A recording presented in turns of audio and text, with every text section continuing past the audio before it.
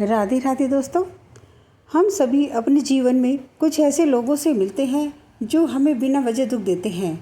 कभी अपने बनकर धोखा देते हैं तो कभी इतना दर्द दे जाते हैं कि दिल टूट जाता है। उस समय मन में सिर्फ एक सवाल आता है, मेरे साथ ही ऐसा क्यों हुआ। लेकिन अध्यात्म कहता है, हर रिश्ता केवल इस जन्म का नहीं होता। कुछ रिश्ते पुराने कर्मों के अधूरे हिसाब लेकर आते हैं।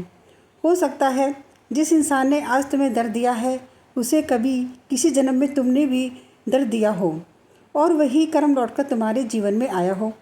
इसीलिए कई ज्ञानी लोग कहते हैं, हर दर्द के पीछे केवल इंसान नहीं, कर्म भी होते हैं। कभी कभी हम किसी की सेवा करते हैं और थक जाते हैं, किसी के लिए रोते हैं, किसी का दुख अपने ऊपर महसूस करते हैं और सोचते हैं कि हमारे साथ ही ऐसा क्यों हो रहा है। लेकिन संभव है आत्मा पुराने हिसाब पूरे कर रही हो। सनातन ज्ञान कहता है, कर्म केवल पैसों का नहीं होता, भावना का भी होता है, अपमान का भी और क्षमा का भी। इसलिए कहा गया है, जिस पर तुम्हारा कर्ज है उसे माफ़ कर दो, क्योंकि नफ़रत कर्मों के बंधन को गहरी करती है, लेकिन क्षमा आत्मा को हल्का करने लगती है। हर बार बदला लेना जरूरी नहीं होता।